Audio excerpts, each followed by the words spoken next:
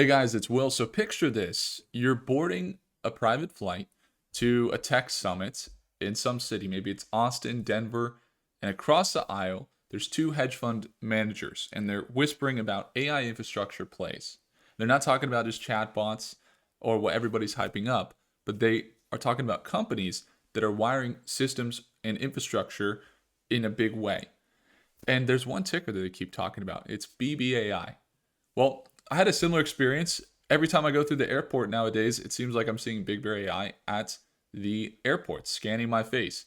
It's government backed, it is defense focused, and they're an AI analytics company that's working in the decision intelligence, but they still haven't seen a lot of revenue come in. And that's what we're going to talk about here today. We're going to talk about the critical infrastructure they have, but at the same time, we're going to really look at the margins for profit if it makes sense.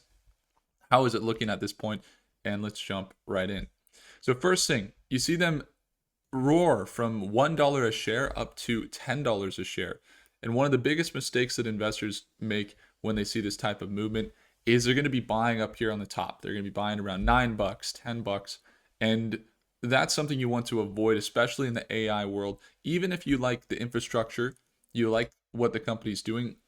For example, just like Big Bear here, which we'll go into in a second, you might see that they have the computer vision. And even if you see that they have the infrastructure, you've seen it at the airports, for example, and you've gone through Dallas or Denver International Airport or JFK, or you've gone through LAX and you've had your face scanned and you know they're getting millions of data points and they're working with these airlines, they're going at the port of entries.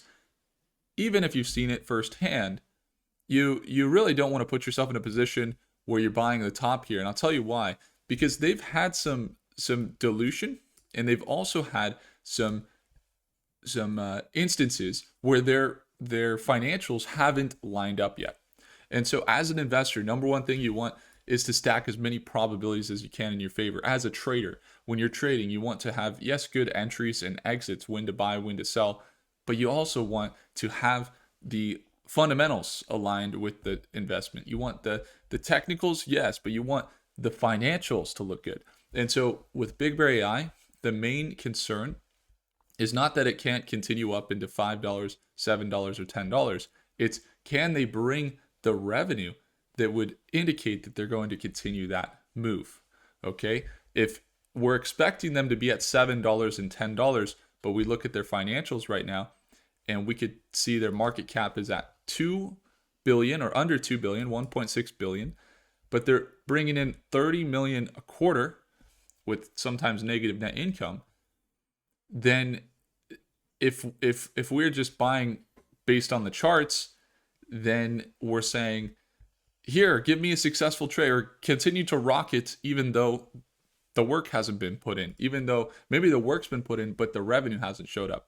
And so revenue's been flat there, but there's some things that indicate the revenue is going to increase. There's three things. Number one, they're in the AI market and they're seeing more growth. And the AI market's the fastest growing market in the world. Number two, they're in the defense market, which means they're going to get more spending from the government, and more contracts have been released recently in the defense space because the government's spending more in defense. And then number three is that they are building cash reserves up to $1 billion right now that would indicate they're gearing up to spend more on infrastructure, and that they already have hundreds of these things deployed at dozens of airports with their technology, the very scan tech, that they're going to have the infrastructure to increase. Now, for their financials to improve, and let's kind of search them up here in Prophecy AI. If you guys haven't taken a look at Prophecy AI, it's the first link below to get my latest and best free training, how to use AI in your investing here. But the first, you could say this is A, right? A, when it comes to their things that have to happen for this company to be a $5, $7, $10 stock, is that their recent acquisition that they had of this company, Ask Sage, has to give revenue.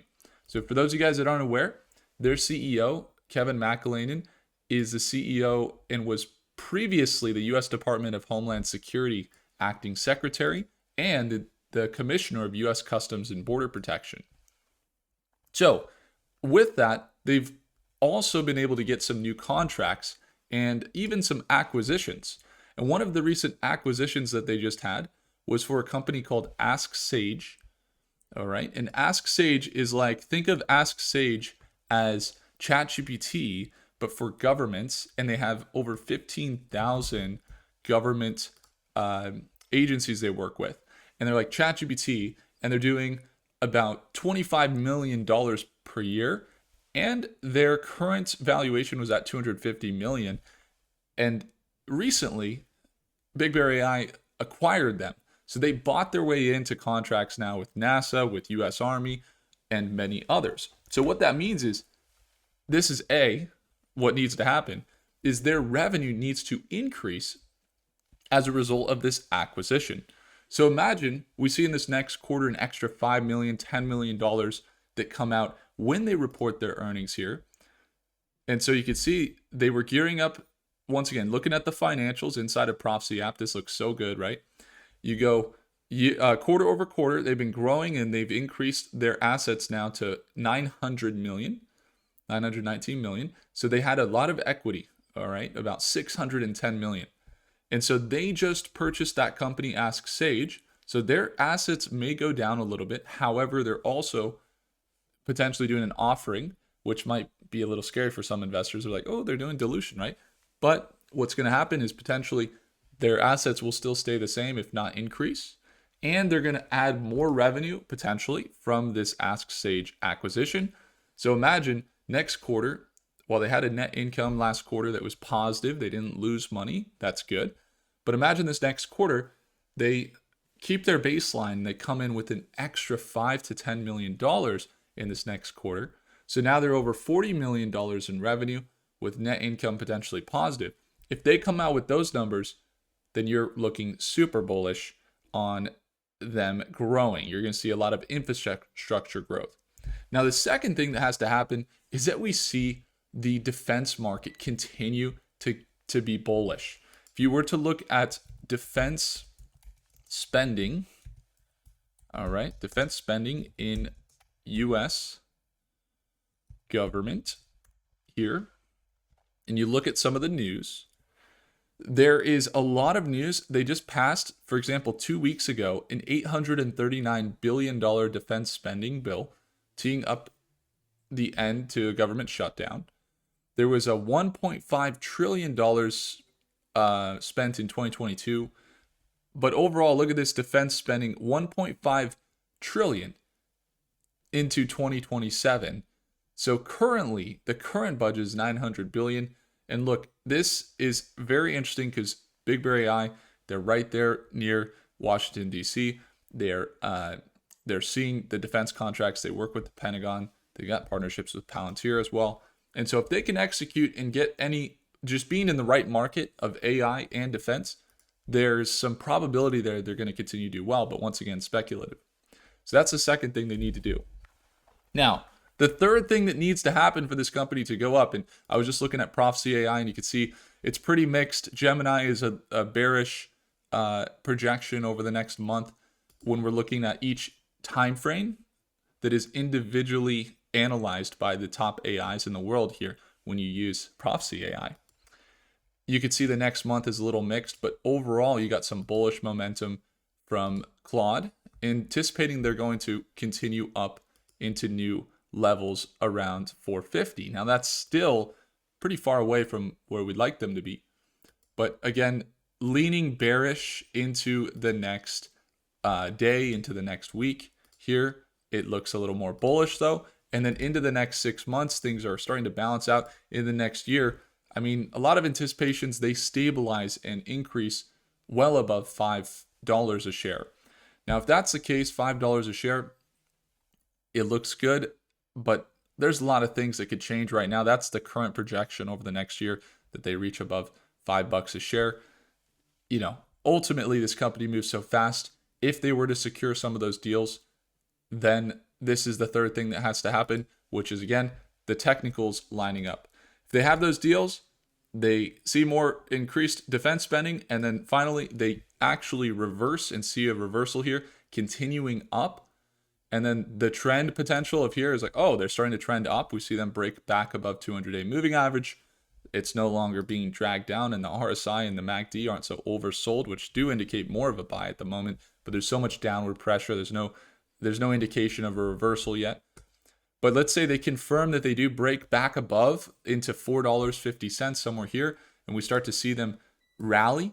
Now we're looking at potentials of 100% plus to 150% reversal. And this has happened. We've seen them sell down from $10 all the way down to $2 and then make their way back up to $9, then back down to $4 or $3.90, then back up to $9.50.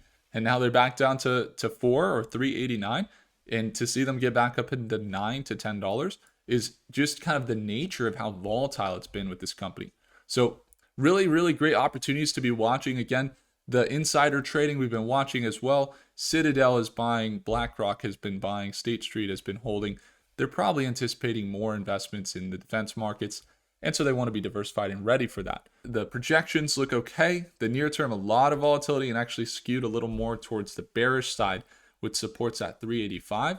So the nearest support is at 385 in the short term. If they hold above 385, it's looking good. But if they don't, there's no indication of a reversal just yet, and they may continue down further unless one of those three catalysts kick in. Once again, financials improve because of this upcoming earnings and their acquisition, that they see more contracts come in from defense spending, or number three, the reversal here in the technicals, and the technicals just start to indicate bullish momentum and they can continue up. If you want to watch our entries and exits, see my trades live every day, Monday through Friday, it's the second link below. If you want to get all of that with the books, the targets for the week, and get access to Prophecy AI, which is the AI built in with my analysis into the AI, then you can get access for the first link below to get it all, including the bonuses and a free t-shirt. Would love to see you there at Market Open, but nevertheless, hopefully you get value out of the YouTube channel. If I earned a thumbs up, hit the like button, do consider subscribing, and I'll see you in the next video. Take care.